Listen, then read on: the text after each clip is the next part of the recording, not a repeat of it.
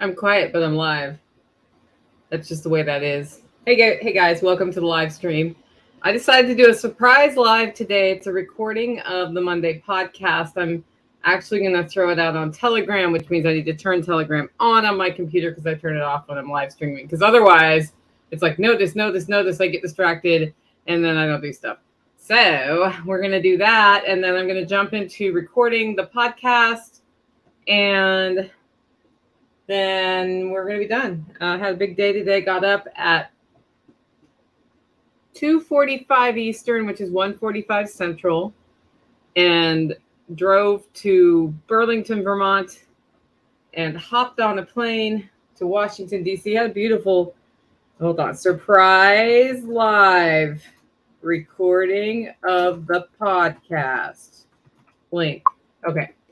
Anyway, I had a beautiful view of the Washington Monument. Yes, I was in the belly of the beast today, and then transfer planes came home to Nashville, and it's now 1:14 in the afternoon, and I'm just starting to record my podcast. Now, I try to get my podcast recorded on Mondays before noon, certainly by 1. That's not happening today, and I have choir tonight. Luckily, they let you Zoom in because today's one of those days I'm Zooming in because I am going to be so tired by the end of today that I'm going to be really keen to go to bed early, and I'm not sure I should be driving, after choir practice home for 45 minutes in the dark. I had a white knuckle trip from where I was staying in Vermont to Burlington because it was raining, and it turns out that they don't paint lines on the freeways in Vermont. Well, they did once upon a time, but it's been a while, and you couldn't see the road because it's so faded that the lines are gone. So after dark, when it's also wet, you can't see the roads. And then because of the climate pattern in Vermont, which is to say, I believe they get a little bit of snow and ice in the winter, the roads have like that pitting that you get from people. I mean, I'm sure people have snow tires there. And so it was also one of the most incredible hydroplaning experiences I have had since I lived in Oregon. So I got to hydroplane in the middle of the night on my way to the airport, and I couldn't see the road. So it was like, is it going to turn or not? And there weren't very many people on the road, so that was actually good, except for if there had been more cars on the road, then I could have, followed the cars who kind of knew where the road was. So that was my adventure for the day. And then I landed in Nashville. Tactical picked me up with my car, and I've needed to rotate my tires for like a month. And we were driving past the tire place, and I was like, dude, do you need to get home? Because I could rotate my tires, and maybe you could go across the street to the Chinese food place and get yourself some food, and then we could go home, and then the tires are rotated, right? That's how I roll. So sometimes when I'm out, I try to do errand, and it takes longer to get home. Like it took an extra hour to get home, but I got the tires rotated. I stopped at the P.O. box, topped off the car. The car's all ready now. The only thing I need to do is find somebody who wants to replace my O2 sensors for me and put in the compressor on the back on the rear shocks because I have air ride on the rear and the compressors needs to be replaced. So that was actually kind of cool, but that means we're going to record the podcast in the middle of the afternoon. I hadn't told anybody we were going live. I did do my show notes on the plane because it seemed like a good use of time while sitting on the plane for hours and hours, like a sardine in a can. So I got those done, and I had already sent them. So Pranav helps me with the post-production on this show, and he's in India. So he goes to bed eventually in the middle of my day. The good thing is I can finish my day, give him stuff, and it's done the next morning. So I just asked him, get everything set up. I'll publish it because I'm going to record late, and it'll make it a little easier for me post-production. If he doesn't see that note, then I don't know. Then I'm producing the whole thing by myself, which I totally know how to do because I did it for many years, and I will do it again if I ever have to. So it's just kind of nice. I finish recording, I do the audio production, hand it all off, and all the webby graphic stuff happens by somebody else. Just so you guys have a look under the hood, I did start paying somebody to help me with production, which is part of why I'm able to increase the content value. And I actually just got access to a tool today that I think is going to really help with the social. So I'm kind of excited about that. So that's all, a lot of background history before I actually start recording the podcast that you get because you tuned into YouTube. Do me a favor, guys, on YouTube. If you know somebody who might want to watch this live stream, then let them know. We're going to be talking about the topic why fight nature, but it's a Monday podcast, so I'll be going through the pantry stuff and a whole bunch of other things. Also, see that pickle? It's delicious. I'm not going to eat it right now because I can't chew and talk very well. I mean, I can, but it would sound gross on the mic. I came home from my trip to Vermont, which was for a family wedding, and I looked at the ferments, which, if you took my class, one of the things I mentioned is you should check your ferments regularly. I checked them before I left. Everything was cool. I came back and I have a crock that has like the German style locking lid where you put water around the rim. The water had evaporated. I forgot to tell Tactical to check that. And I guess it's been drier here. And there were fruit flies circling around it. Nothing in the... So what happens, guys, is if fruit flies get in your ferment, they lay eggs and you get little worms in your ferment. It's gross. So luckily I didn't have worms, but I immediately tasted the pickles. They're delicious. They're perfect. Cucumbers usually take about 2 weeks here.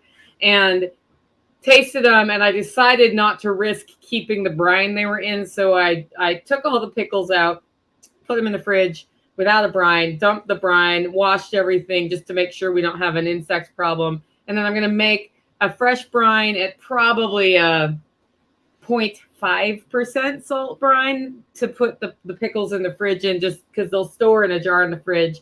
They keep fermenting when you do that, but very, very, very, very slowly, which means then I can have fermented pickles on and off, for the next few months. Or I could can them and then I'd have them, then that stops the ferment. But I want the beneficial bacteria. And I had these big chunks of garlic. So these are just like garlicky and delicious. I'll probably bring a few to Self-Reliance Festival for people to taste, as long as I remember. And howdy, Tiger Paw, Autumn Dawn, and Arthur. Okay, guys on the live stream, if you want me to see stuff, put the first couple words in all caps. And I can't promise I'll say something to it, but I'll do my best. If I'm not saying something, I'll star it, and try to come back after I record the podcast. Like every other podcast show, I'm going to give 5 seconds. I'm going to start the podcast, finish the podcast, 5 seconds, and then I'll hang out a little bit and chat. Today, I am going to want to get the audio file Octopron off if I can. So I may keep Q&A rather short, but we have Friday's Q&A session after the homestead update episode is, long amounts of time. Okay, with that, let's get into this podcast thingy I promised you.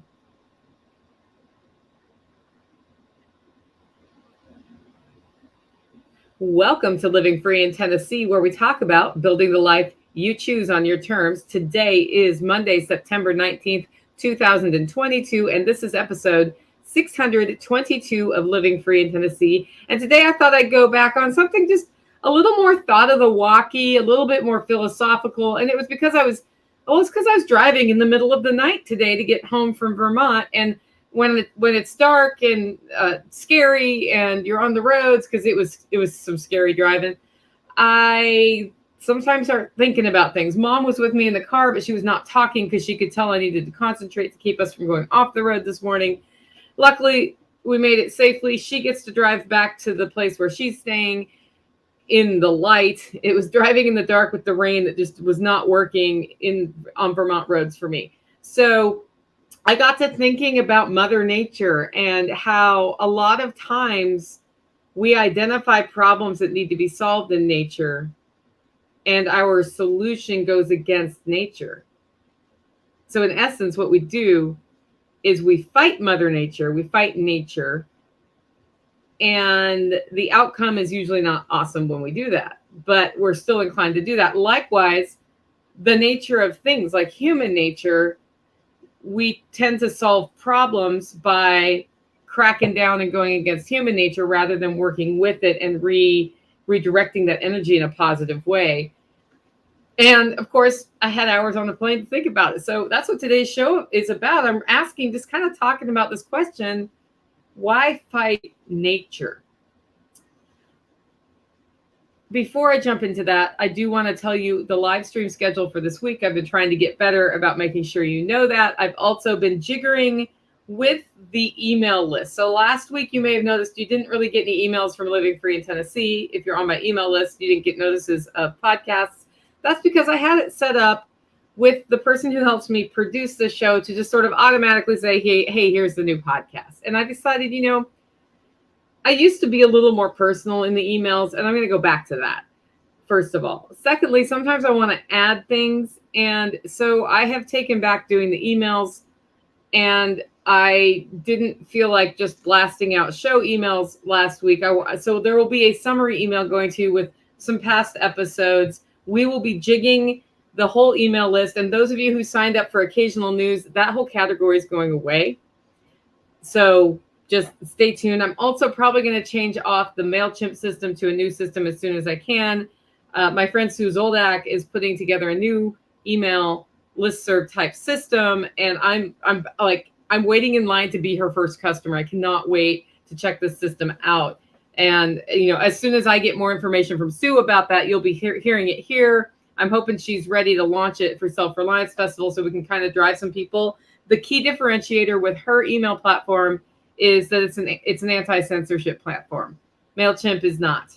So I could get cracked down on at MailChimp at any time if they disagree with the things I talk about. And I do talk about freedom, and I do what I want. So I don't not say stuff. And that means that at one of these days I may lose the whole thing, and then I lose all the contacts on that list, except for I pull backups. So we'll probably be okay.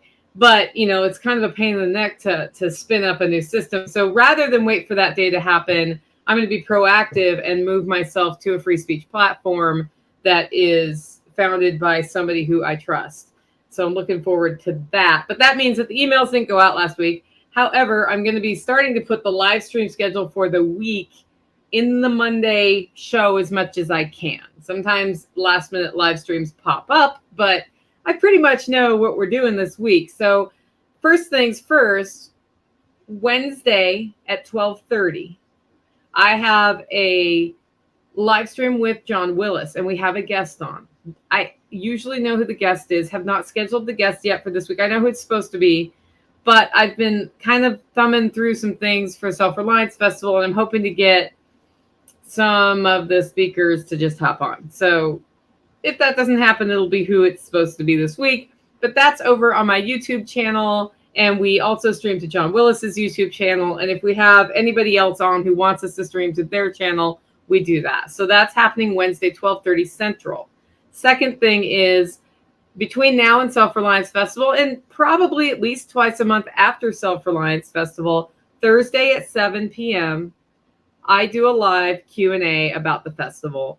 And that's just where people come in and ask me anything. I've gotten a lot of questions about camping, when they can come in, when they can leave, what they should bring there. It's just a way for people who've never been to the festival to ask questions. People who have been to the festival who want to clarify some things can ask questions. And I'll probably, highlight, like the first one we brought John Bush on. I hope to bring him back on this week to talk about the digital tickets. Joel Riles was ready to jump on last time. If he's ready this week, we'll have him hop on and just give us a more detailed description about the demo he's going to do with his dogs. And hello, Josie and Strong Root Resources. So that's Thursday, 7 p.m. That is not I stream that to my Living Free in Tennessee YouTube channel, but there is a Self-Reliance Festival channel that I've made specifically for the Self-Reliance Festival.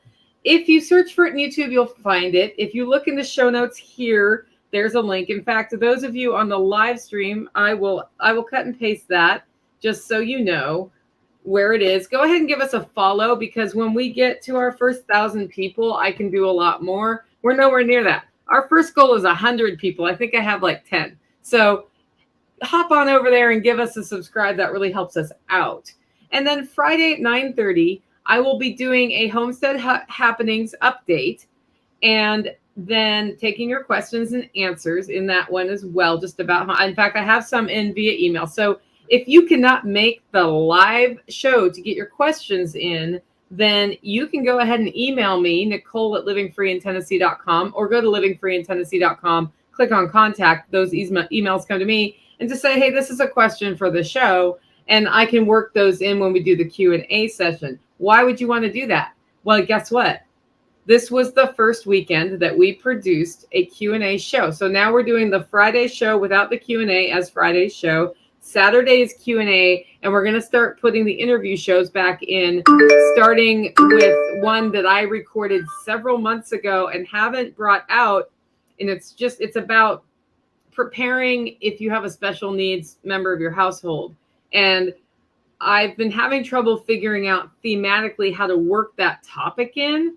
But since we've been talking about kind of going back and rethinking and reassessing how we're doing on our homesteads and our businesses, building our lives, and in preparing for things, I thought this is the great time, because I know somebody was going to put show notes in for how to do sourdough bread and how to bake breads, and I haven't seen that come across. So if you remember putting that form in, it is not in my system. I don't know why, and you should refill that out. So I know that, and I'm keen to get that interview scheduled soon. I've got a few other really fun ones, including one that I have this week on Tuesday that I don't know if we're live streaming. So there might be a surprise Tuesday live stream if that person is willing to live stream their interview. And if not, then thank you, Margaret, for subscribing to the other channel. If you haven't, what was I saying? You ever lose your train of thought? I just did right then because I looked at something. See, this is why I log out of Telegram for these as well. Anyway, so that surprise live stream might happen Tuesday, and we are going to start having 5 shows a week, guys. I finally did it. I went from 3 to 5 this year, and I didn't even know it. And I could have done it for the last 3 months, and I just couldn't wrap my head around the production problem. And then I solved that problem, figured out how to automate some things, and boom, we're done. So we're going to be up to 5 shows a week as long as I have interviews in. Speaking of which, if you're listening to this show and you think I should be interviewed, or I know somebody who should be interviewed, the way to get on my show is to go over to livingfreeintennessee.com, click on the guest link at the top, fill out the guest form. If you just want to suggest somebody, that's not going to work. We need to get them to fill out the guest form, because what that does is give me all of their marketing assets so I can make them look good, and has a couple questions that I ask you to tell me, as if you are Nicole Sauce, what questions do you want to be asked, so that we can have well-prepared, good interviews that get to the point. And it's worked well for 6 years. I stole the idea from Jack Spirko at the Survival Podcast. He does the same thing. He even made Ron Paul fill out the guest form. So fill out the guest form, and it's a great way to get on the show. My assistant, Pranav, will reach out with a scheduling link. We schedule our interviews on Tuesdays. If that absolutely doesn't work for you, then sometimes we can make accommodations, but I'm really looking to do all interviews on Tuesdays, so they're done on Tuesdays. Finally, this week, I get to go on another trip this weekend, and Mama Sauce will be in town. We're heading out to the Back to the Land Festival. I'm going to talk about underground networking and maybe canning. So we're kind of going back and forth a little bit, and I want to make sure they want me to talk about underground networking, or if they just want me to do canning teaching, I'm going to teach canning, which would be a great time. Anyway, it's one of the cool things about what they've done this year is they have a committee working on the Back to the Land Festival, and they're really balancing that, practical, tactical with more motivational things. So heading out there this weekend, that's backtothelandfestival.com if you're interested. Last I heard, they only have 20 tickets left, so I don't think there'll be tickets at the door. So if you want to go, I would recommend going there and getting your ticket today. With that, it's time for the first segment of today's show, and that's Tales from the Prepper Pantry, where we talk about storing what you eat or use, and using or eating what you store. I was just doing a whole long marketing jam on the whole concept of developing a deep pantry with the idea of how can I make this cool for people who aren't preppers like me and aren't homesteaders like me. And just thinking of how do I explain why you want a deep pantry to people? Because to me, it just seems simple and obvious, but I don't think it is obvious to everybody, especially if they've been taught to have just enough food in the house to get through the week. So that was kind of a fun little jam on the plane. When I'm on planes, I have these fun little marketing jams. It's what I do. Anyway, this week I am pre-cooking for Self-Reliance Festival because I stay in an Airbnb with a kitchen so that I get food. And if I do not plan in advance, I end up eating crap. So I have a tendency to pre-cook things that are keto-friendly, nutritious, from real ingredients from my homestead and nearby.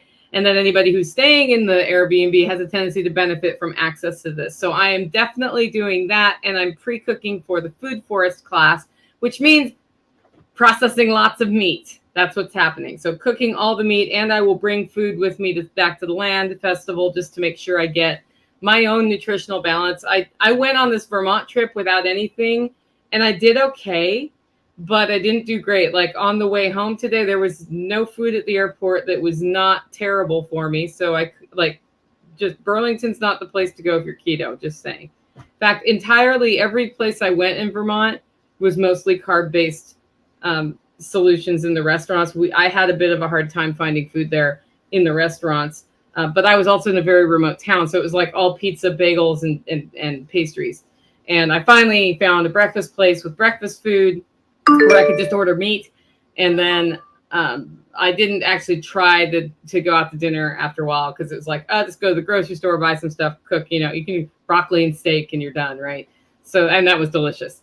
And I do not regret that at all, because right now I don't have a tummy ache from eating all the bad food. But on the way home, there was no good option. Burlington, I was not in DCA long enough to get anything. And so by the time I had, gotten to BNA, it was kind of a crazy, I was like, I think I might eat my arm. I don't usually get super hungry, but when I fly, the altitude change, it's like it gives me acid stomach, and I'm like, I want all the food. So pre-cooking for the next couple events, in summary. Also, we are transitioning. So we're at one of those times in my Prepper Pantry. It's a combination of developing deep pantry and storage, and then tapping into things that are in season and low cost and preserving them for winter use. And I've been talking in this section all summer long about what I'm canning, what I'm drying, what I'm freezing, what I'm fermenting, cheese making, like all of those things. And I am all canned up. So it is time to transition the canning kitchen back into storage. And I will keep my electric pressure canner out and do small, little 4-jar batches of like soups and stews. And I am going to keep my eye out to see if I have enough tomatoes on the tomato wall, which is about wrapped up for the season. It looks kind of like it's browning. But it's still got tomatoes on it, so I'm kind of letting it go, but it's not doing great. I mean, I've got probably 5 pounds of tomatoes out there. So I'm keeping an eye on that, pairing that with the hot peppers coming off my garden and sweet peppers that I can buy at the farmer's market, because I didn't really grow sweet peppers this year, to see if I can do one more batch of salsa. And short of that, I don't need the canning stuff at all. So canning stuff goes away. That means the canner. I store the jars where they're harder to get to. I store the lids. I store the rings. I keep some lids. I keep a small collection of lids and rings out. And then in that space that's created, and this is why I move it every year, I focus then more on drying and freeze drying, and I'll be processing meats again because winter is coming. I will start the minute I can cold smoke some bacon. I've got 50 pounds of bacon to cold smoke, and I'm hoping we'll have a cold enough night between now and my October Food Forest event that I can cold smoke that bacon and serve that bacon at that event, because our goal at that event, as much as possible, is to feed food from here or from other people we know in the local area. So we're really trying to show people you can live this way, and you can do things like have big events and feed people when you live this way. And it's, not terribly hard. I mean, it takes time, and I love doing the food stuff. So it's what I do to like relax my head or to bring myself out of one of my ADD scatter modes. I can focus when I get creative in the kitchen. So that's what's up in the Prepper Pantry. Next up, we have a frugality tip. If you have a frugality tip that you want to share with me, you can email it to me, Nicole@livingfreeintennessee.com. This one came in over Telegram from somebody who I have met in person now, because she came up and stayed in the Airbnb when we had it up for rent in August for short-term rentals. Now it's got a long-term renter in it for I don't know how long, but they're great people. And she telegrammed me on the way out a frugality tip. And I've said it a few times. If you text me on Facebook, Telegram, comments on places, I don't know, Instagram, I don't even see. In fact, Facebook, half the time I don't see. Text message on my phone, and it's something I'm going to need to follow up on like the next day or remember it happened. The way text messages work in my brain is that It's like I saw you on the street, we had a quick conversation and walked off. And there's 50-50 chance I'll remember that we had that conversation. There's, you may have noticed that I do a lot of things. And sometimes what happens is other things push memories out. And then I do eventually remember very often that it happened. But then I can't remember, was it on Facebook? Was it on MeWe? Was it on text message? And I'll like try to find it and I can't find it. And I throw up my hands and I'm done. So if you really want something that's more likely to be followed up on, email is a much better way to get it to me.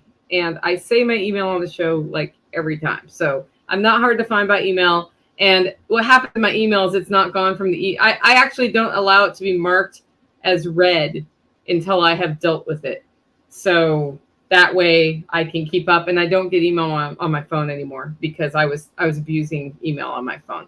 So Margo sent it via Telegram, and then she heard me saying, I need this via email. And she re-emailed it to me. So here you go. So Margo has 2 tips for you, and it's all about staying frugal while traveling without suffering anything at all. And she says the first tip is when traveling, bring your snacks and road food, sandwiches or whatever you eat. This will save a lot of money on the road. Yeah, those bags of chips at the gas station add up. Those fast food stops at Dunkin' Donuts add up. I use reusable Ziploc bags to pack food, and I bring a half of a sponge and a small bottle of dish soap so I can wash them no matter where I am. So that's a great tip. I bring food all the time, except for this trip to Vermont. But like when I went to Maine, I didn't have to buy anything on the way up. We spent 2 days driving to Maine, and I ate a lot of meat sticks and canned oysters, but it worked. It worked. She also says we keep a cooler in the car. I pre-freeze water, like filtered water in bottles, little club soda bottles, and I keep them in the cooler. And everywhere we stay has a freezer, so I refreeze them. Plus, we have water if we get somewhere and don't have water in the form of the filtered water in those bottles. Next tip. For 2 nights, I had rented an Airbnb that was very, very remote, even more remote than the holler. Once we got there, we didn't have to drive another 30 minutes back to town to go to the grocery store to get food to cook because I had packed some shelf-stable foods and I didn't need any tools to open it just in case. So we were set. I was able to make us dinner, saving time and money. And the time part of this is what I want to focus on.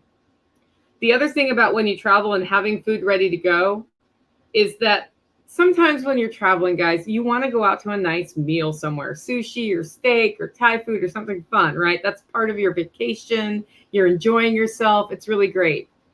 Other times you're traveling, you're tired, you have some things you want to do. Maybe you're traveling for work and you got to prepare for a presentation. And the 25 minutes it takes to go out to eat and then wait for the food to be cooked and then eat the food and drive the 25 minutes back can easily equal an hour and a half or 2 hours. Wherein if you had brought something, you could have heated it up and been done eating within 45 minutes or less. That's one of the things I like about having my freeze dryer. Like now that I've gotten to a point where I could build, it made financial sense for me to build a freeze dryer into my life. So this does not make financial sense for everybody, and I get it. For me, it's made sense. And one of the biggest benefits that I didn't even factor in is when I cook something delicious, and it's usually in the form of a stew or something of that nature, and I have extra, I freeze dry it and I put it in bags. And then when something like that happens to me where I just need to have food that is keto friendly and good for me, I can add water that's hot, and usually I can find a way to get hot water anywhere. If I'm driving, I have my camp stove. And it's an instant meal. It's delicious, and it does not make my stomach hurt, and I don't end up having like top ramen or something I wouldn't usually eat. So I love this one. It's something I learned a while ago, that if I bring the food, even though sometimes I will go out to eat, and I might even eat off plan, most of the time I stay on plan, I feel better. I have more energy, and I waste less time messing around trying to figure out what to eat. Next segment is the shopping report for 9/18/2022 from Joe. Joe, thanks for doing these every week. Really, it's been interesting to watch the changes over the last couple of years with these reports. So this is from 9/18. We made 5 stops on our typical Saturday shopping trip. traffic was light, and I only saw a few people in masks. First up was Dollar Tree. He didn't call it the $1.25 tree this week. He must have gotten something for $1 there. The store has a lot of inventory, but it's beginning to look a little unkempt. The food aisles have a lot of viable stuff. The health aisle has a lot of unusual things in place of the more typical items that have not been restocked in some time. Drink coolers seem to have a better selection. Next was a Mexican store for a few specialty items like vanilla flavoring and a few plantains. I've never seen their shelves not full. I've not done any real price comparison, but they have quite the variety. I've also never seen any kind of unpleasantness in there, like arguing or rudeness. Guys, maybe you should start shopping at the local Mexican grocer. I can tell you, I go to a nice Asian market in Nashville and have had a similar experience there. I love shopping at that place. Hobby Lobby was next. Stock levels seem good, with a lot of fall junk in there now. But I did see a couple of empty islands, probably just reorganizing. Home Depot was number 4. The price of a 2x4x8 has dropped again to $3.98. We're almost to $2.50. Well, not quite, but we're getting closer to $2.50 to $2.99, which is where they were in 2020. So that's interesting. That's something to note. We grabbed some Miracle Grow for next year. They had plenty of it. They also had a lot more sunflower seeds for birds than the last time we were there. They are more expensive, but they had at least 3 sizes in big boxes. The quantities of common battery sizes like AA and AAA continue to drop. I'm glad I switched to mostly rechargeable, but I'm going to order a few more. They have a lot more solar lights in stock, much nicer than the cheap dollar store versions that are dim and barely make it through the season. They may be $6, and I'm pretty sure they last at least 2, if not 3 times the timeline of the ones from the dollar store. These make good guide lights, leaving them outside during the day to charge and bringing them in at night. Aldi, hey, by the way, Tactical gets these really cool, like really bright motion sensor solar chargeable lights that we have around here, so that when we're walking out places like to the outhouse or something, it just turns on. Those are badass. They're more expensive, but they're badass. Just saying. Aldi was last. I don't recall any notable changes from last week. In fact, if anything, they were a little better stocked than they have been. This Aldi has never been bad. I even saw some frozen turkey breasts, which has long been absent. They had plenty of flour, sugar, and TP and other staple items. My last fill on Friday of untainted regular was $4.19 a gallon. So that's the shopping report for the week. Next up is Operation Independence. This is where we talk about building local ongoing revenue into our lives.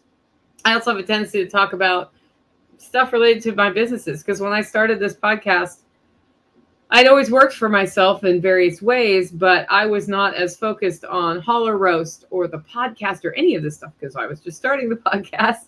And I think in the middle of the first year, I quit my high-paying job and started selling eggs, which does not make a lot of money out of the chute, just saying. And I shared that with you because I think sometimes hearing my story and realizing, like, if I'm a normal person, I can get this done. Anybody can get this done, right? But it wasn't like I transitioned and started a business and instantly had a 6-figure income or anything. In fact, I still don't have a 6-figure income. That's actually my next personal goal, is to get to 6 figures. That's what I want to do. Unfortunately, inflation is making that easier, right? It's not going to mean as much when I get there, but I'm still going there. That's my plan. So I wanted to talk about something. Sometimes you go on business trips, and sometimes business trips are places where you also want to do some recreating. And when you do that, it's legitimate to write off some of your expenses for the business trip, like your flights. And sometimes when food's related to business, the food you buy. And that happened this week because I flew to Vermont to work in person with Mama Sauce on knocking out marketing for the rest between now and the end of the time of Self-Reliance Festival. We worked our butts off there. You saw it, right? You saw the emails come out. You saw videos come out and some other stuff. And we got that all done. It was kind of like a retreat. Well, We just happened to choose the location and timing of this retreat to coincide with something else we did for a few days when we did not write off meals, a wedding in the family. So I'm just throwing that out there as a way to think about how you balance your business and your personal life and how that might impact choices that you make to allow legitimate write-offs. Now, I work with a CPA on what is legitimate, what is not. I cannot write off everything on a trip like that, according to them. So I don't. I count, it's like the days that I'm there working count as working. And while I did work on the day of my cousin's wedding, I didn't write off anything on that whole day because then there's no gray area. And that's what I do. So just sharing that as a way. And what that does, guys, this goes back to that concept of the Independence Fund, where what's happening is if I don't have to earn the money, I don't have to pay taxes on the money, and then I can earn less money and live just as well. Well, if I have income for the business and expenses against that income before I get the total that they use for taxes, it's kind of a similar thing where I've changed the equation from income tax spend to income spend tax. And that's one reason you might want to consider, how does a side hustle or a business work in your life? Now, you can't have a business year after year after year after year that loses money, because eventually they'll tell you it's not a business, it's a hobby, right? So you have to have a legitimate business, but it's one of the ways that the system gets worked, that the tax code is, they say there's this much tax code that we have to comply with to pay taxes. And like this much of it is how we get out of paying those taxes. So if you focus on the big, like learning how to get out of paying the taxes legally, it's a game we play. And as a libertarian, I like playing games sometimes. Libertarians can like argue about the tiniest detail. Yep. Tiniest detail. It's amazing to me. Okay. With that, it's time for a word from our sponsor. And Monday's sponsor, as always, is the wonderful Duke of Permaculture, Paul Wheaton from Permies.com and Wheaton Labs in Montana. And this week, Paul is back with some more Rocket Mass Heater technology. Paul just released Earth-Friendly Heat, the full event on video, and wants to share these wonders with y'all. And this was a Kickstarter he did recently that I supported, and I still haven't downloaded my video I bought, but I will, because I'm all about Rocket Mass heaters. I love them. I love the one I have in my pump house. I made some mistakes while building it, and I'm about to rebuild it, and I cannot wait to watch all the videos of all the stuff they've come up with. Those guys experiment with Rocket Mass heaters and get them to do things nobody ever thought of having them do before. So it's really cool. So Earth-Friendly Heat includes 16 hours of footage from Paul's Rocket Mass Heater Jamboree last year. You may have heard me talk about that, but this goes way beyond just that. The package includes footage detailing builds of a rocket sauna, a cooktop, a dehydrator, a kiln, and a whole bunch more. If you are super Rocket Mass savvy, this event had innovations you've never seen before, because that's what he's, so Wheaton Labs, right? Experimenting. He even has included Rocket Mass heater designs for tiny homes. For those of you building tiny homes who are wondering how you're going to heat it off grid, just saying, might not be a bad thing. Of course, if you've never heard of any of this before, you'll get all the basics in the video about how you can create heat with just a few sticks and almost no smoke. And that is the cool thing. I think it's exciting to hear about it, but when you see one in action and it works, you put these tiny little dry sticks in there, you get a good fire going, it heats the mass, and the mass radiates heat, right? Well, you have it's super hot burning in the chamber, right? And then the exhaust is basically routing through stovepipe all the way out to the outside. What comes out the other end of that pipe, it's so efficient. It's not smoke, it's steam. So what happened to mine, because of how I mounted my chimney, or the chimney is the best word for it that I have, is when it's cold outside because it's steam and it condensates, I'll start getting icicles on it.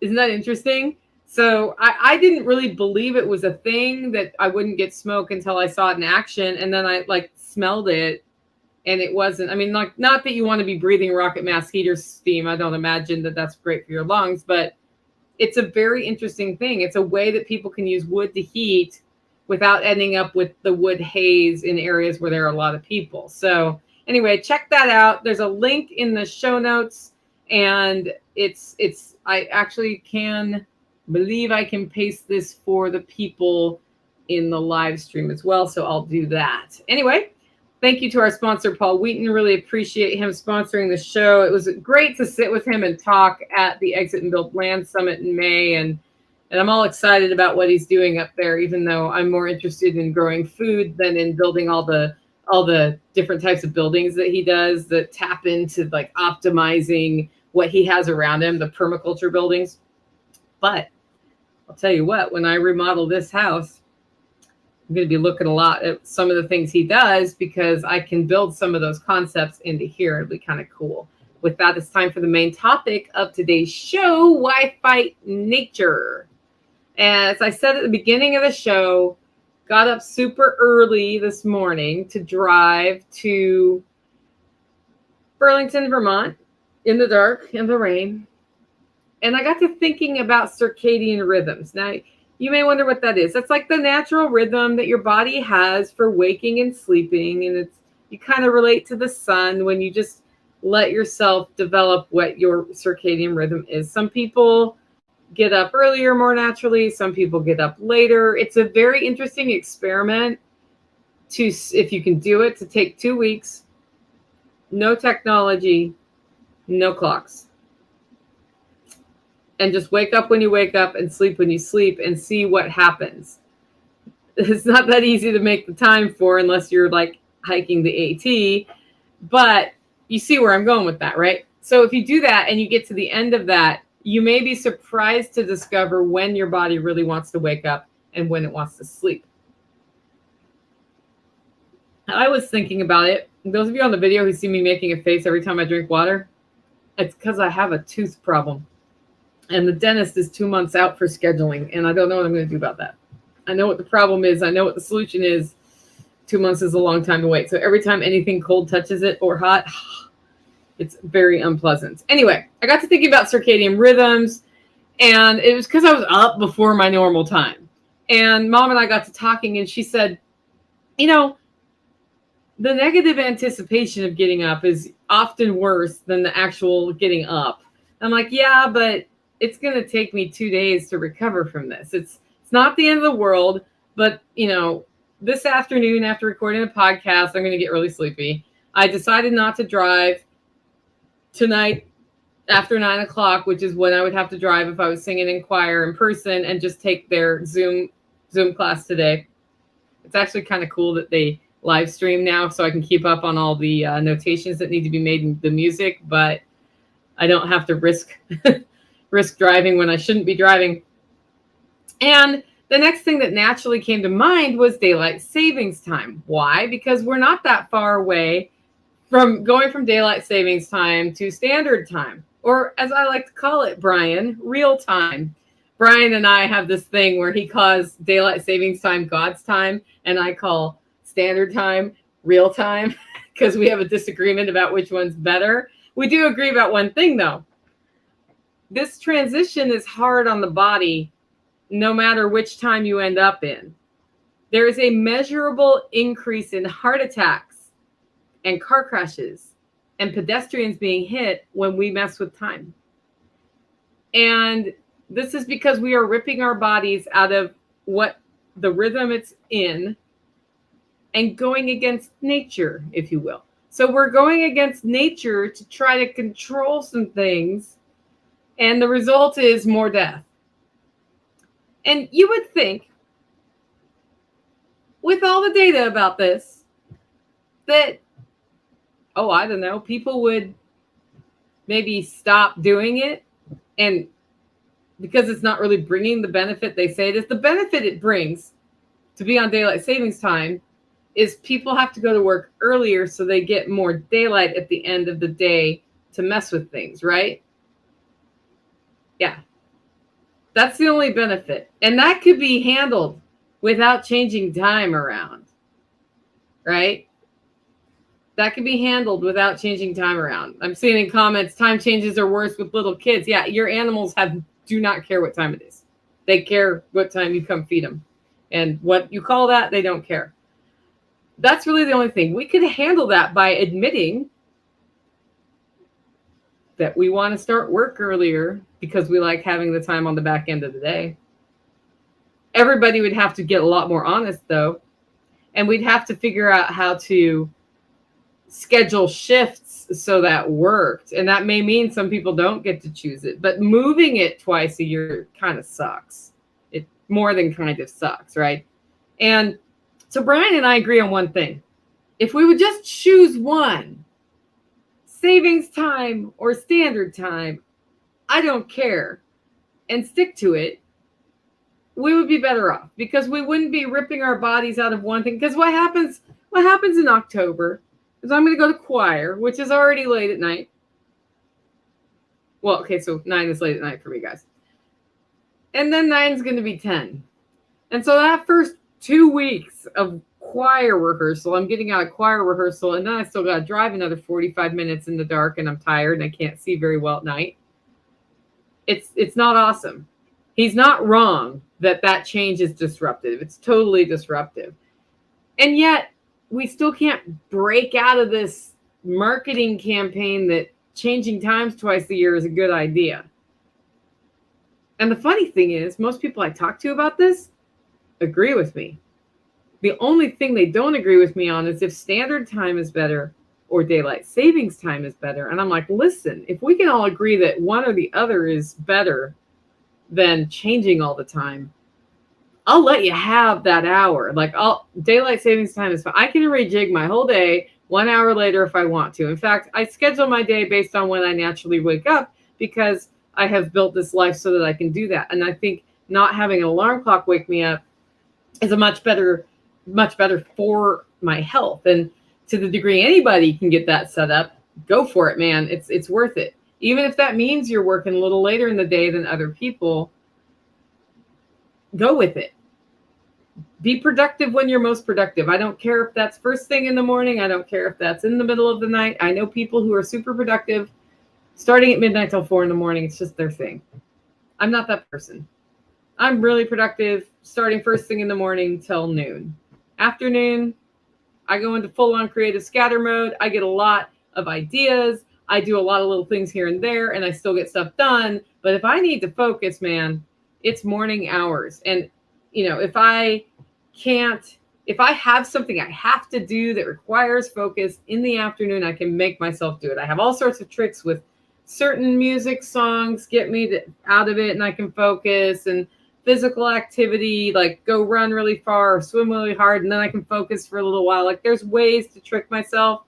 But basically, if I can put off till the next day, the focus activity, I will do that because I will get it done in about half the time than if I have to trick myself into focusing, right?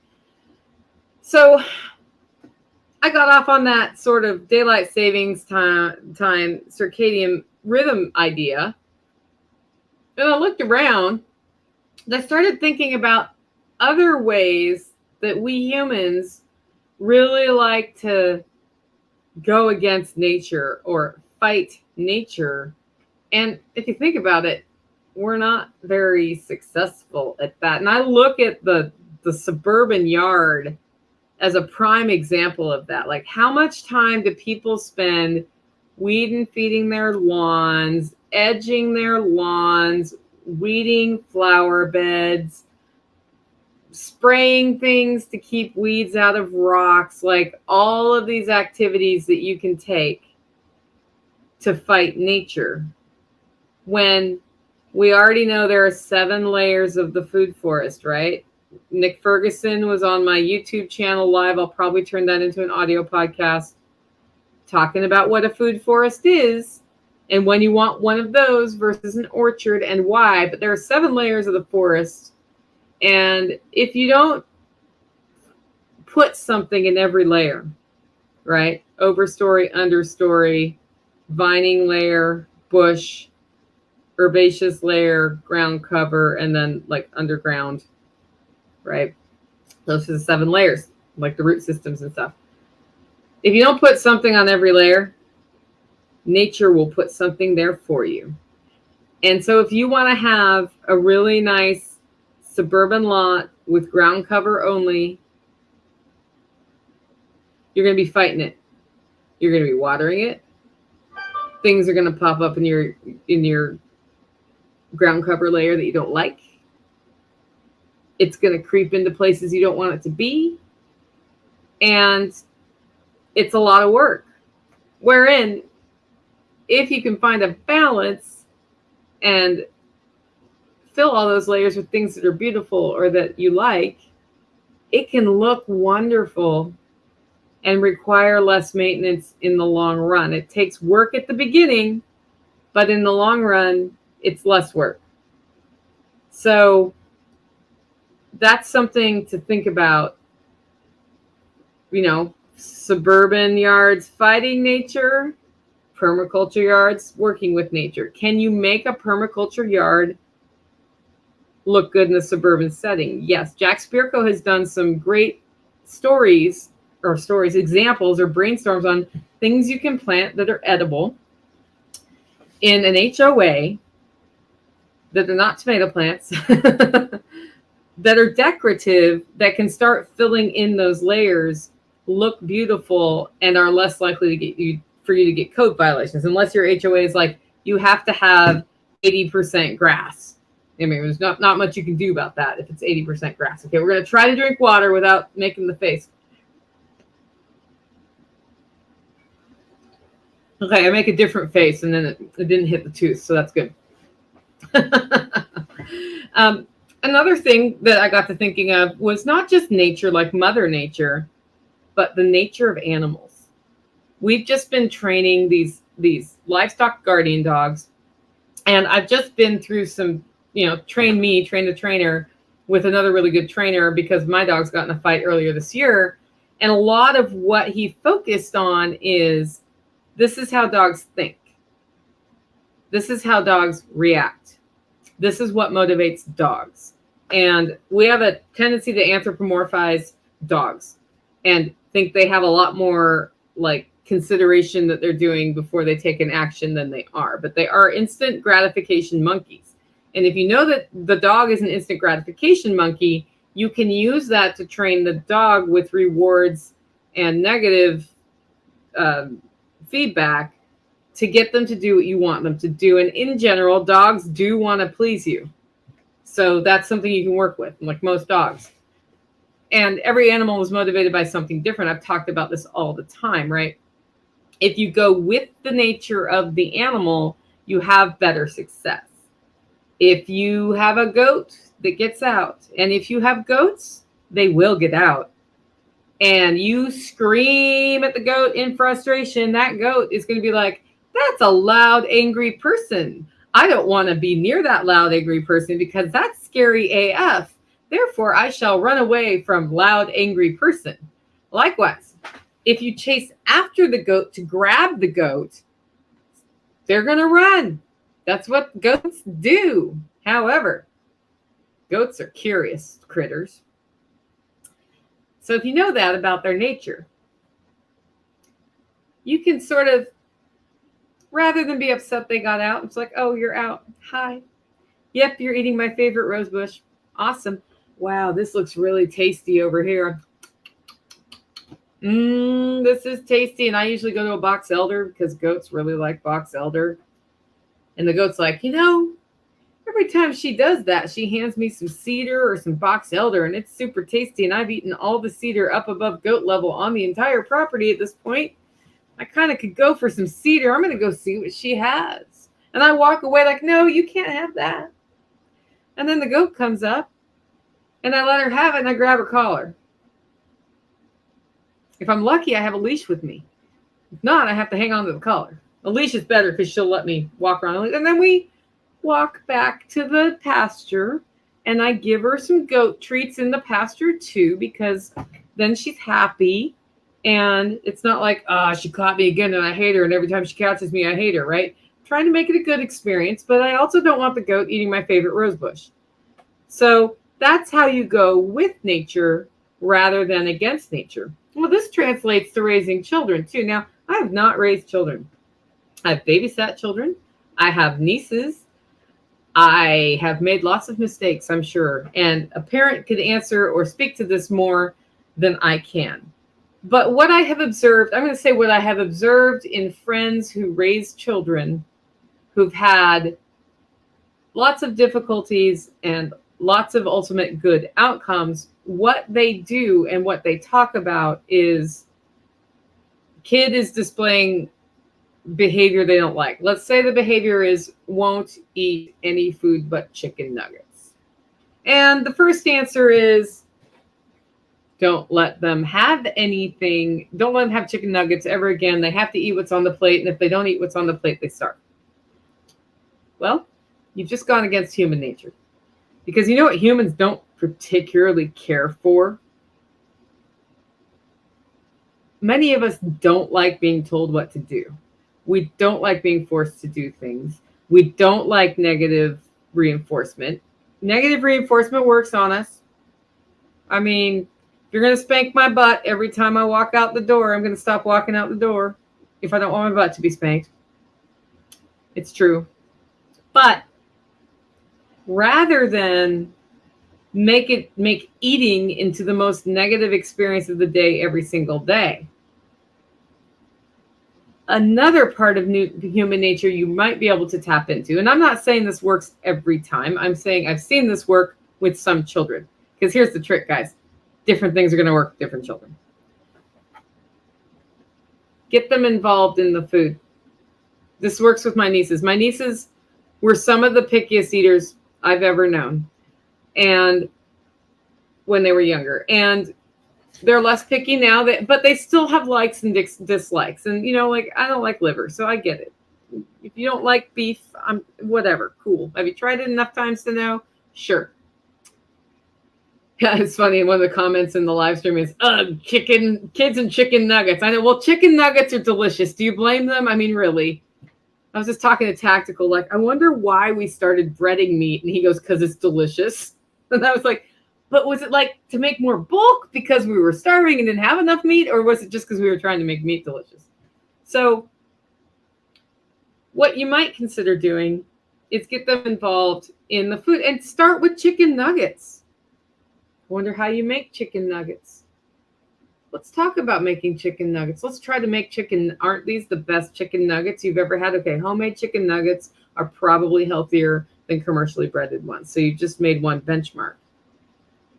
Okay, next, start getting them curious about making something else. So if you start involving them in the process, you get the end product and they might eat it.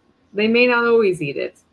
And then, unfortunately, sometimes, yes, there has to be some standards. And something one of my friends did with her kids was instill in them the no thank you bite. So here's the no thank you bite. These are healthy things you can cook or eat. This is what's for dinner. And if you want these other things, so she has a list of acceptable things, then you're going to have to do the work, right?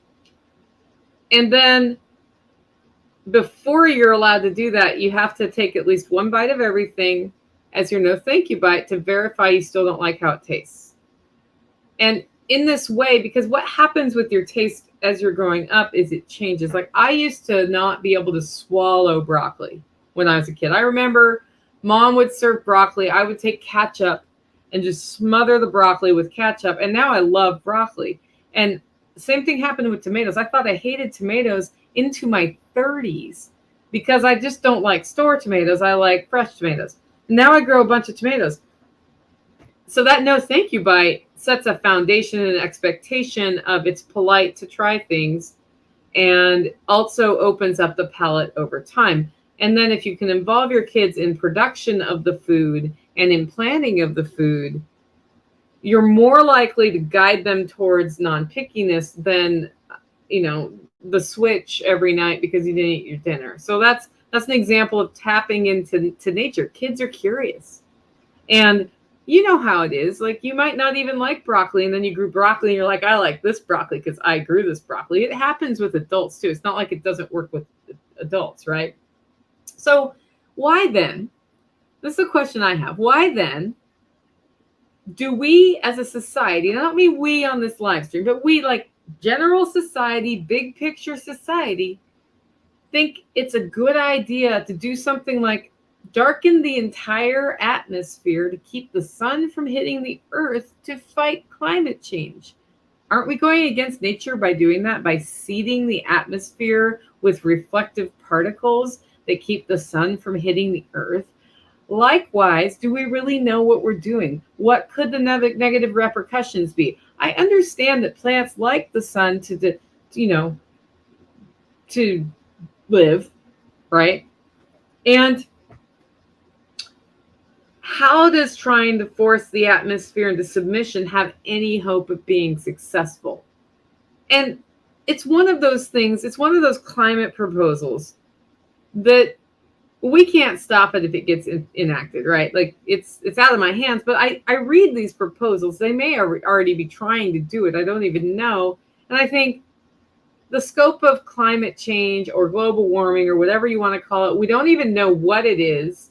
None of the models that have ever been released about what the future looks like have been anywhere near accurate. So as near as I can tell, our scientists do not understand the climate, like long-term climate process very well. They don't understand it. Or if they do, then I don't know where that research is, because it's not what we're basing all of our decisions on. And knowing that we are not that smart as a species yet, I would hesitate to take dramatic global action by trying to change the climate by reflecting the sun on an atmospheric level, because, that might have some bad impacts that you haven't thought of yet because you're not that smart. Even the smartest climate scientists, I don't think they're that smart. Like, not the scale of smart one would need to be to play God on the planet. There is a balance here, and it's a complex balance. And messing with that balance, to me, is frightening. And then I think about this fight against nature. It's something that technology-minded leaders always come back to. You look at things that have happened over time, over the advent of our development as a society through different countries and invasions and wars and developing this and moving there and migrating back and forth, and you always end up with this thing where the technology, the bleeding edge technology, people are like, nature is no longer an issue. We figured out how to subvert nature. We're going to fight nature. We're going to do it on a large scale. And then what happens? You do something like decide you don't like sparrows. So you put a bounty out on sparrows, have all the sparrows killed, and then 2 to 3 million people starve to death in your country because it turns out the sparrows were pest control for the crops, and the crops are overridden by pests. And then who did that, right? Mao. That was a thing, right? Because we're smarter than nature, and missing something as obvious as pest control from birds. That wasn't that long ago, guys. That was not that long ago. And millions of people died. So now we're going to go reflect the atmosphere back to stop the warming. Not so sure I'm on board with that one. Not so sure. So it astounds me that environmental scientists are so eager to go against nature. You would think with all of that research and observing how things work that they would want to work with nature to fix problems that they see. And same with interactions with people around you. Would it not be better to seek the understanding of the realities of nature and go with those to impact better outcomes? We already have a method of organizing farms and growing food that helps regenerate the earth and put carbon back in the soil, and everybody's worried about carbon. It involves ruminants. No, vegans aren't happy. let's go put reflectors in the atmosphere to fix this problem. Let's create a market where the biggest polluters can pay people who pollute less to get their carbon allocation and use that to pollute anyway. Wait, that's a ticket to pollute, right? I think that's a ticket to pollute. Does that make sense as a way to fight pollution or climate change? No. All that's doing is setting up a system of elites and the rest of us. That's all it's doing. And that's what the usual solution is, right? That's going to bring me to politics. Yep, we're going to get into politics today because I'm asking, why fight nature? A big problem with how governments and public policy work is that it goes against human nature to solve problems. Let's think about humans. We rebel against being told what to do, and I believe that's part of our nature. We desire to be free. When people are imprisoned and subjugated, what they are dreaming about is what? How not to be there. How not to be there. Humans will also act selfishly, and I mean this in a good way. I don't think it's a bad thing to take care of yourself and your family first. And I think in a world where we are building a better world together, not in all cases, but most of the time, if everybody's doing that, then you have a little bit left to help those around you. And the people who decide they're just assholes and won't are just assholes and won't. And that they don't matter. There aren't, when people are prospering generally, there's no reason for people to do some of the things that happen when there is a lot of suffering. So in suffering, you see more violence. That's why when I hear about food shortages, I'm worried about violence, because hungry people will do anything to get food. And those of us who are here and not hungry right now, we are among those people who will do anything to get food. Don't think you're separate from that. It's part of your nature. If you're starving, you're gonna do stuff. And if you are able to get above that and sacrifice yourself, then you're probably a better person than I am. But that's why I try to take steps to never be starving, because I'm not sure what I would do, but I'm pretty sure it might not be nice. And maybe it would be. Maybe I'm nicer than I think. Humans are herd animals, even those of us who are very extroverted and like our alone time. And we flourish in the right kind of community. And the government has the government has locked in on this one, and they try to create these like little false communities, and they've been successful to some extent. But when I look at the LFTN community, the SRF community, the SOE community, the TSP community, like all of these communities that overlap with each other, the Live Free Academy community, there are a lot of people willing to do selfless things and help each other. There are a lot of people willing to invest in the community, and there are a lot of people who come to us, and the first thing they say is, I thought I was alone, and I can't believe I've met people who think like me, right? I can't believe I finally found my tribe. That is your desire for community, even if you like being alone. It's a relief to not have to feel like you're fighting every single day for having an opinion. And that is why people tend to group themselves voluntarily around shared interests, around shared opinions, around religious beliefs, like all of these things. That's human nature. There's no reason to fight that. It's okay. I think it's bad to surround yourself with only one opinion and never look around. Like I was just in Vermont, and there were not a lot of conservatives there, and it was very good for me to talk to people. And I had some really great conversations, and I had no anger. I just wanted to hear other perspectives and understand why. And yes, as humans, we are violent. Even though you may not have ever been violent a day in your life, underneath there somewhere, you know how to be violent. And our nature is not all poetry and music. Thank God for poetry and music to get us out of it, though, right? And art. I'm not visually motivated, so, always forget the art side. So think about that in relationship to politics and what we have set up, though, right? We solve problems by going against human nature and forcing people to comply. and rather than empowering people to develop. There are so many ways we could motivate changes and solutions to problems that have nothing to do with telling you what to do every day and which choice to make and how much compost to put out on your curb and to separate your plastics and any of these other like million things, forcing you to buy health insurance, which is a total corporate payoff, crony, insider, corporatist government bullshit law that hasn't, anyway, we won't go down that road. I'll stop my vent on that one. But there's so many ways we could have incentivized health.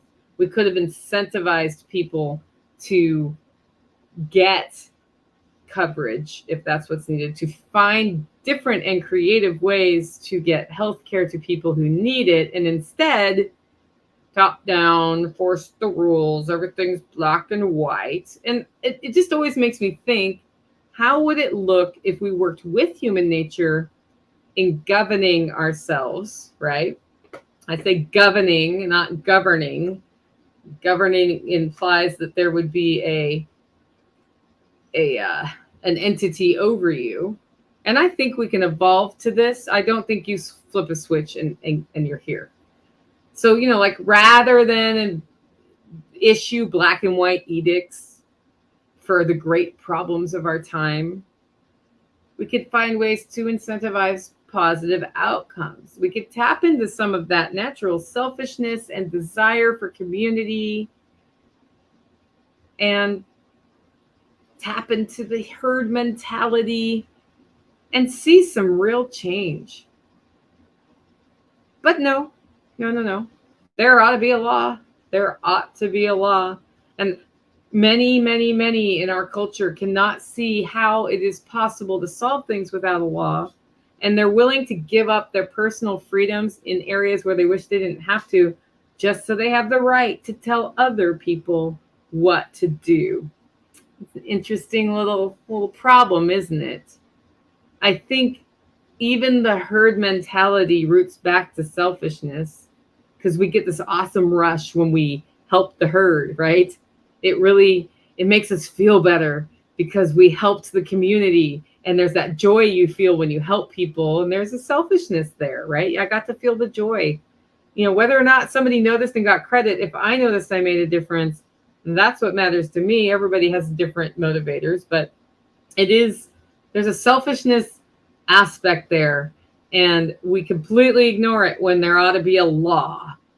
So I think it would be interesting to set up our culture and our educational systems, whatever those look like. And I'm not talking about, public education, government run, blah, blah, blah. I'm just like to step back, look at human nature and say, how could we solve some of these problems of people not getting care when they need care, people not having enough money, people having addiction problems, right? How could we solve that? How could we set up the system to make more people who are equipped to be a functioning part of the community, to find their purpose, so that there are more people pouring energy into positive things than negative things, and fewer people focused on being dicks. And understand that I said fewer people focused on being dicks, because no matter what we do, there's a dick factor.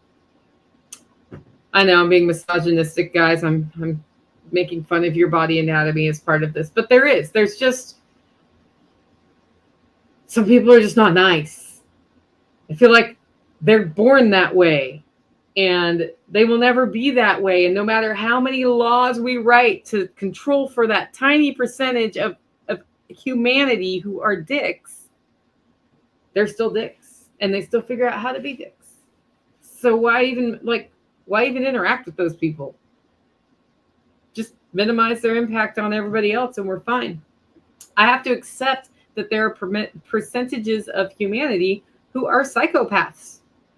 And if we were smart, and we are, we would figure out a way to make it so psychopaths are not incentivized to become our leaders.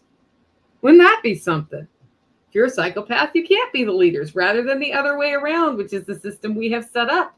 That does not make sense. It makes no sense at all. And here's the interesting thing about psychopaths. So they have done some studies and found that a good number of CEOs who are successful and good at what they do are psychopaths. That's a positive outcome from something that's considered to be a negative trait. Isn't that interesting? So just because you're a psychopath doesn't necessarily mean you're a dick. Or maybe you are, but you're using your dickishness to create a whole bunch of jobs so nobody cares. Right? I don't know. It minimizes the dick impact. It depends on what kind of psychopath CEO you are. But it's because they're able to separate emotionally from like the emotion from what needs to be done, so they can make the right decision about what needs to be done, even though it's an emotional thing. And that makes them more prepared to make the decisions that are best for the overall community of their company, and it grows. I've always found that super interesting. Not all psychopaths have people, strapped to tables, cutting them up and enjoying the blood and guts, apparently. So there you go. That was human nature. And there's a percentage of different kinds of people. And we've set up a society to empower the psychopaths to be leaders. And I don't understand why we would do it. And the brilliance of these people is they have made the right think the left is at fault, and they've made the left think the right is at fault, that both are evil. And when you try to say, actually, they're both kind of abusive, right? Bobby says, are you sure you're not thinking of sociopaths? Maybe. It was psychopath in the article I read, though. But sociopaths probably fit in there. And honestly, I don't know the difference. I couldn't tell you specifically the difference. So we'll just put that out there. I'm not going to admit expertise where I do not have it, or claim expertise where I do not have it. But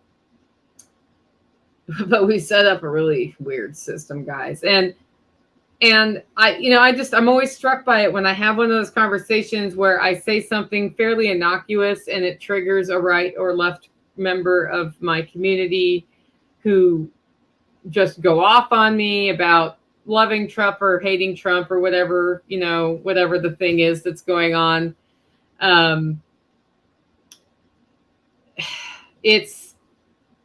It's definitely hard for me to watch this, because I'll be like, well, so the thing I was talking about didn't have anything to do with, Trump or war with Ukraine or whatever the thing is that's drama this week.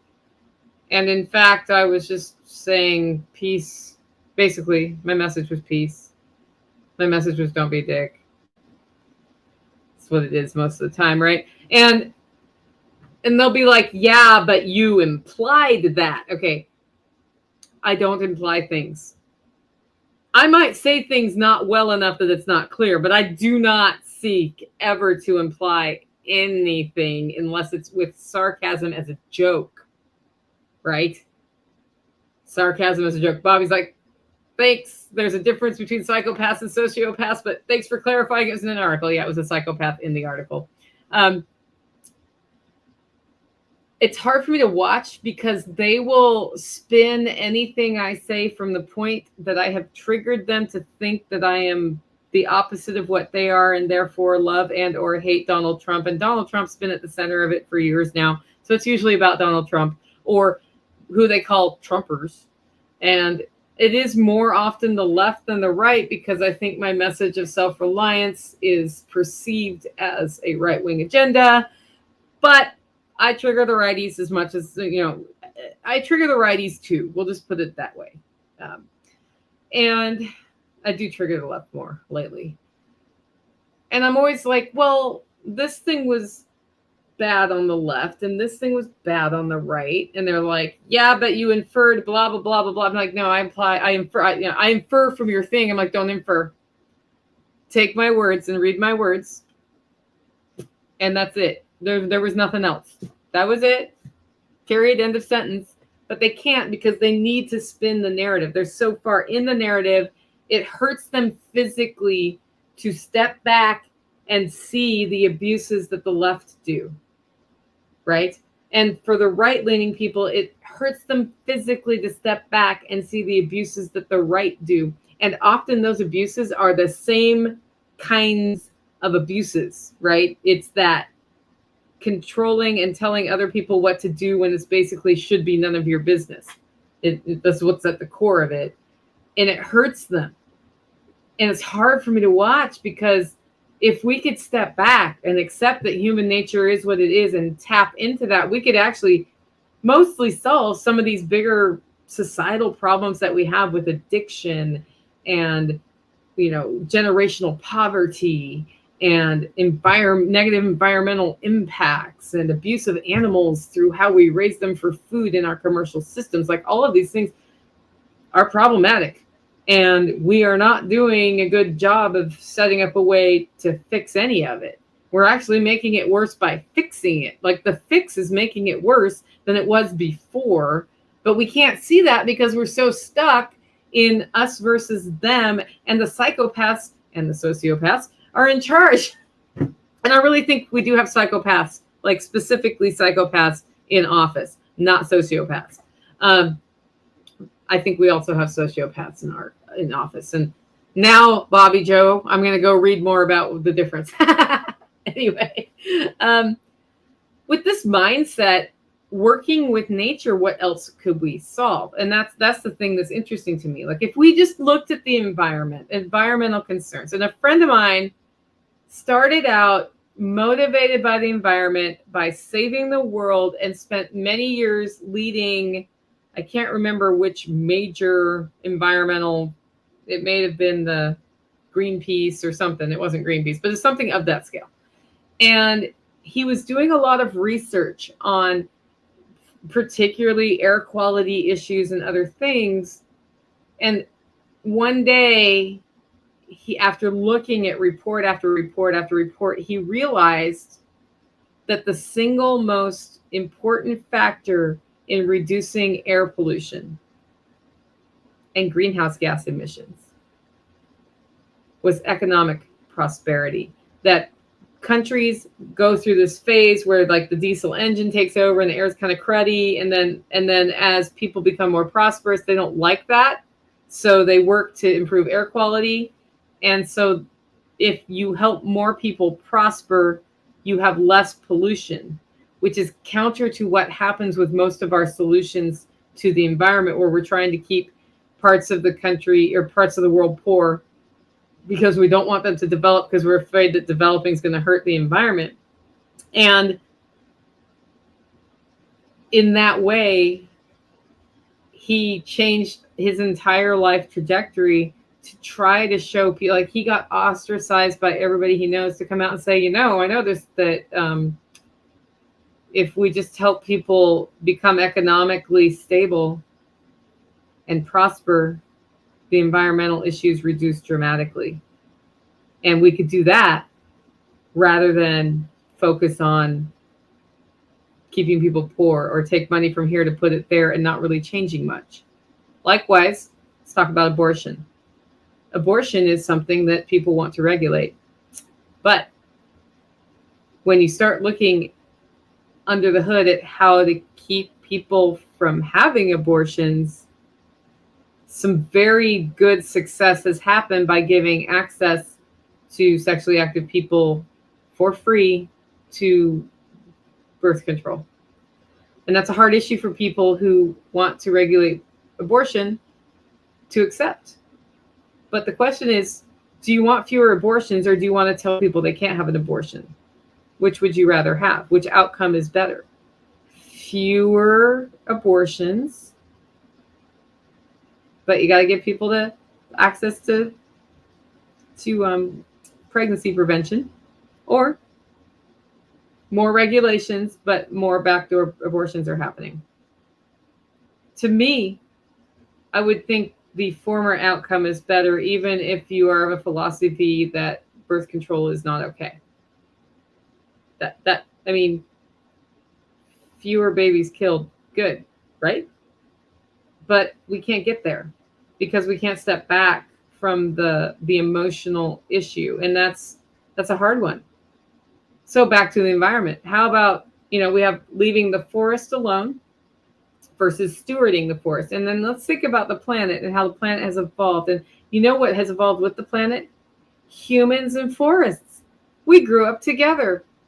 In theory, some of the stewarding we do in the forest is good for the forest because we were there. We eat the things and we poop, and our poop is fertilizer. We die and our bodies are fertilizer. Think about that. The trees give us oxygen. The plants give us oxygen. They take the CO2 that we exhale and they convert it into oxygen.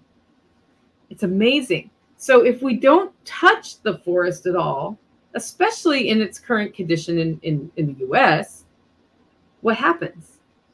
Well, we see what happens when we go look at national forest.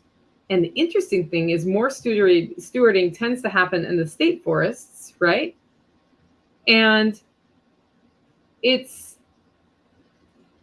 better off. Many cases, the state forests are looking better than the national forest because the national forest is hands off. And then you look at privately owned forests and they're even better. Why is that?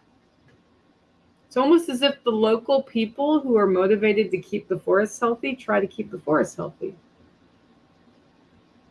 And then there's stuff in nature that can help us that we discover that's amazing. So when you think about technology and scientific discovery and all of those things that have made our lives better, there are major ones where we work with nature and end up better off. And I think of ivermectin as an anti-parasitic as a big one. That's just a naturally occurring fungus. I think it's fungus. In Japan, they found it. It's an anti-parasitic that's like a miracle drug almost. And it was there all along. Nature gave it to us.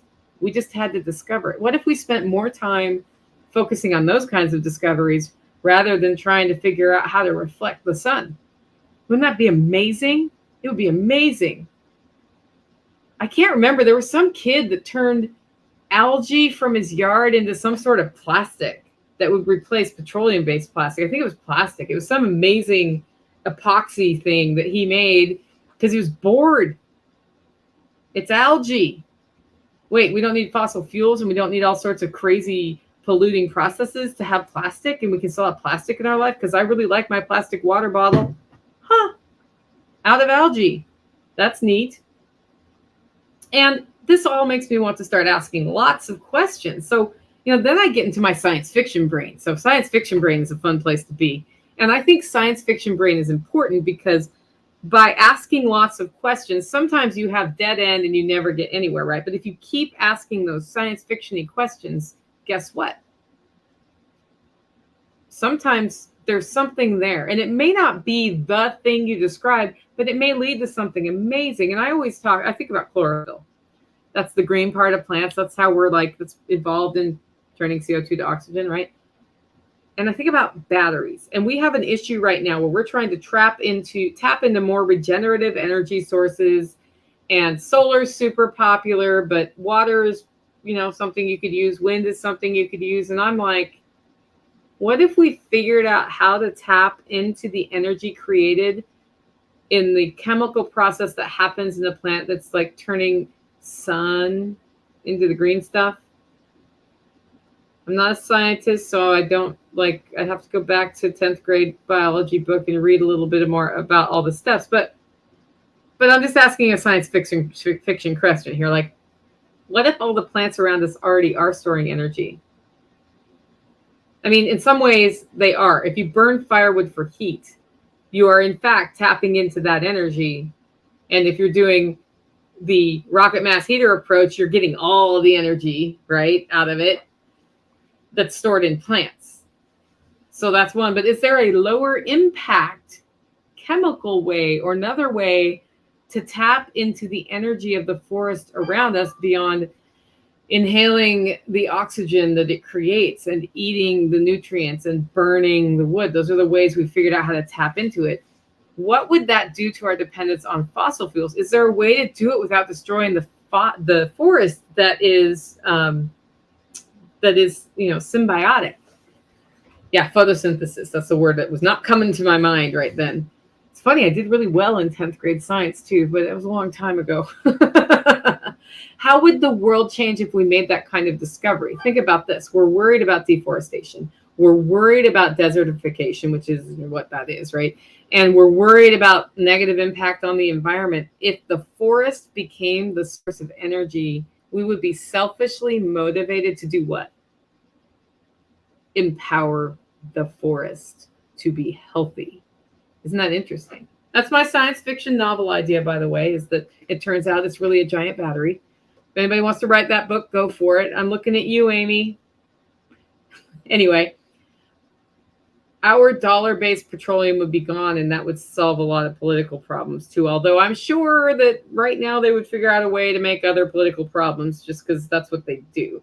I think in some ways tapping into that energy store would be awesome. But is there a better way? And is there something else that, like, I'm saying a ridiculous idea that's reality? And maybe my ridiculous idea, maybe there's something there, maybe there's not, but maybe somebody hears that who is an actual scientist and does actual chemical research and they're like, not that, but this other chemical reaction that happens all the time, that would actually be a good place to start, right? And I know it sounds crazy in sci-fi, but I think it's important to go crazy sci-fi sometimes and talk about it and just be like, hey, this is not based in reality. Let's just have a fantasy discussion here because maybe it leads to an idea that's something good. And then that can go with nature instead of against nature, which is how we always seem to want to go, is against nature. If you think about it, there are so many discoveries of that scale that we haven't made yet, that when we make them, we'll make everything better as long as we're willing to accept those discoveries for what they are. And we will miss them if we focus on how to control nature rather than how to work with nature for prosperity. And that brings me full circle to the beginning of the entire podcast. Working with nature is the whole foundation of permaculture design. The reason that permaculture science is so dang cool is it's working with nature, not against nature. And that's pretty dang cool. So much effort is put into monocropping right now in the form of heavy equipment, fighting pest pressure and fungal infections and so much more. And we poison the earth. We poison the earth and destroy topsoil in the interest of fighting nature as a way to make things grow on a large scale.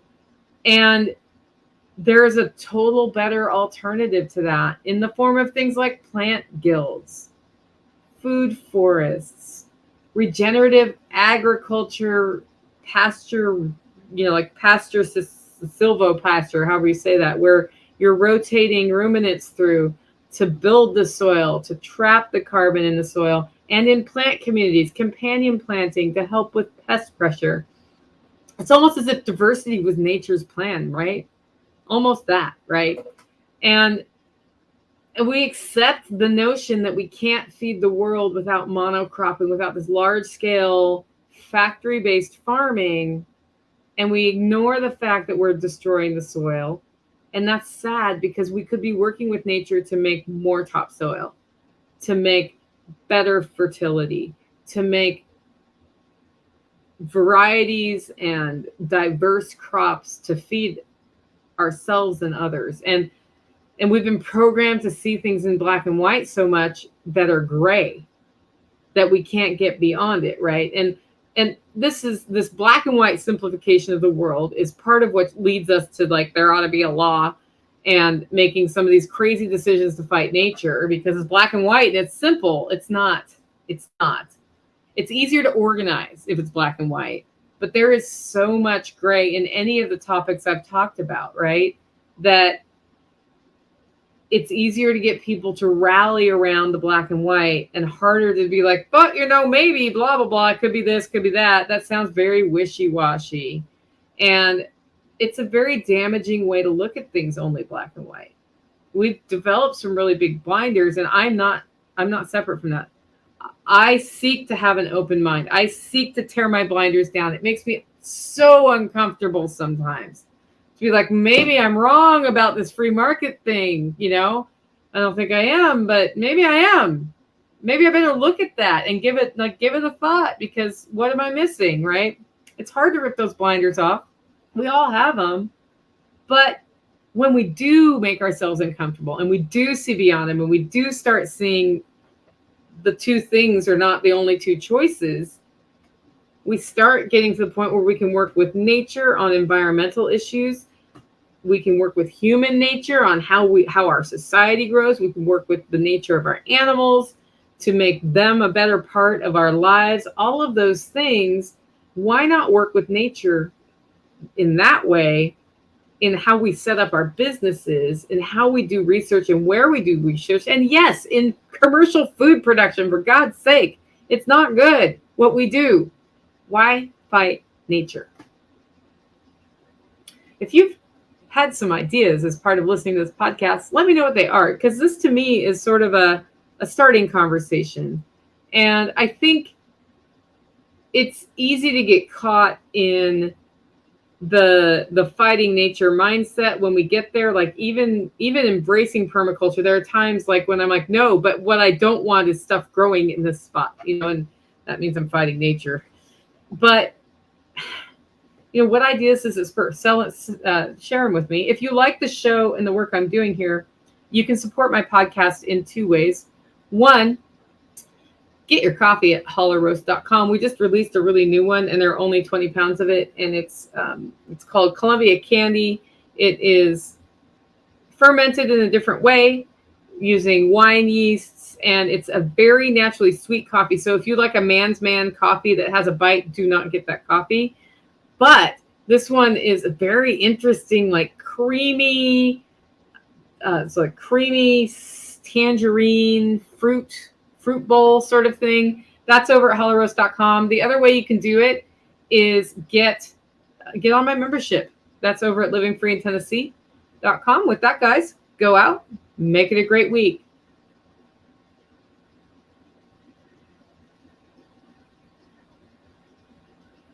Okay. There were a couple comments coming through at the end, and I starred them, and I will talk to you now that the podcast is done being recorded. The first one is, I'm heavily pro-life, but I feel it's important to have birth control access as well as establishing support systems for those who are pregnant. Absolutely. Instead of fighting women, help them. It's kind of an interesting thing. And that, I bring up abortion on the podcast from time to time, knowing that we have a diversity of opinion here, and also knowing that it's one of the tough issues of our time, that if we would stop fighting each other and screaming at each other and start trying to solve the underlying problems that lead to it even happening, and then understand that it's a gray area, because it's very hard to know when intervention because we have Western medicine, right? When intervention is needed to save lives, and then what that looks like, and what it looks like if we have a black and white law about it.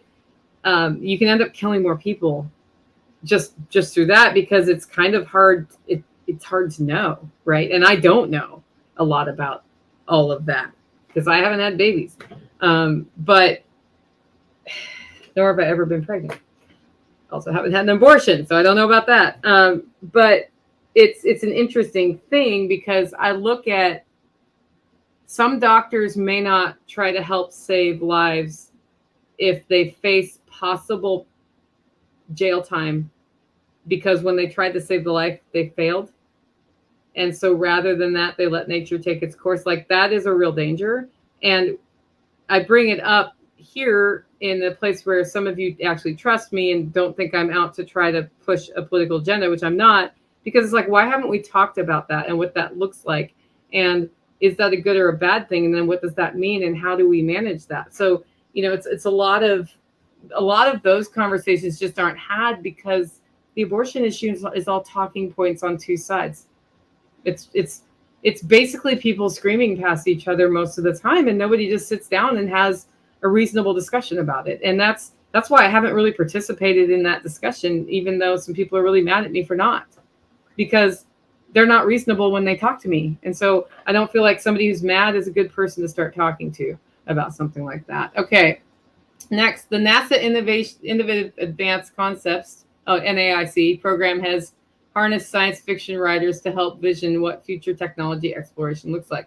Makes sense to me. I mean, I look at some of the science fiction I was reading as a teenager, and it's happening now. It's not happening exactly how it was written in the books, but it's happening. And it's like, whoa, that's happening. I didn't think, like when I was reading that book, it was great fiction. Okay. When you read Ag Info, read Topsoil, they insist that topsoil takes 100 to 500 years to develop and look for chemical solutions rather than regenerative farming, which is the devil, apparently. Yeah, because they don't want to be wrong. That's as near as I can tell. They just don't want to be wrong. And then there are corporations that benefit from regenerative agriculture not working, right?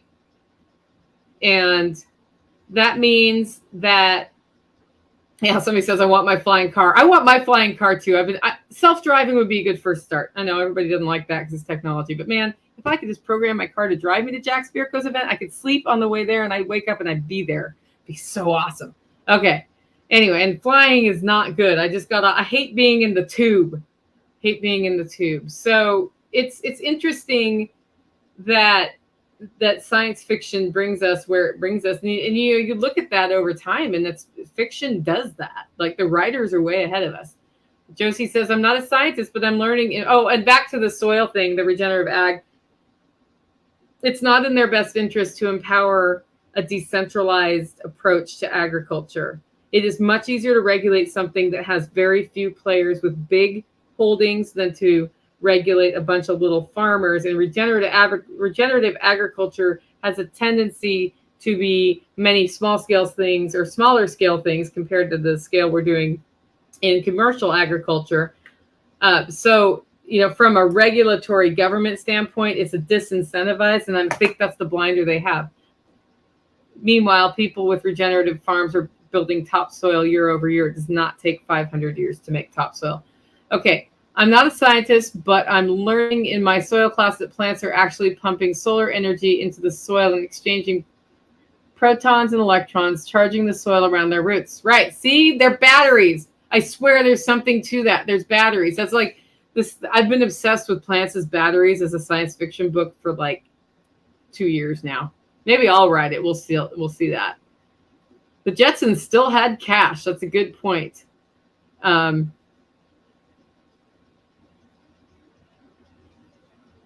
Let's see. Joel Salas can tell you how long it takes to restore thick topsoil. Not 100 years. Right. All right. So I think we're done for the day, and hopefully we can have some hard discussions over time.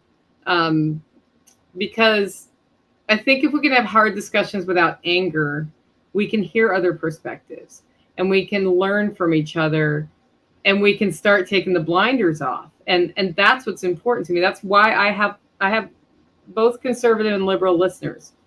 I have more conservative than liberal listeners. But everybody who listens to this podcast and stays is somebody who's willing to consider other things. And that's what I think is cool about y'all, is you're willing to consider other things. You're willing to hear me say my opinion and not like always pile on. I mean, I've been piled on before and it will happen again, I'm sure. But, we all evolve, we all learn, and things change over time. And just because I have one opinion today doesn't mean it doesn't adjust as I learn. But if I can't talk about it, then it's not going to change, because I'm just going to shut up and watch the world go by. And that's what we're doing in our society right now. Anyway, see you guys on Wednesday. Talk to you later.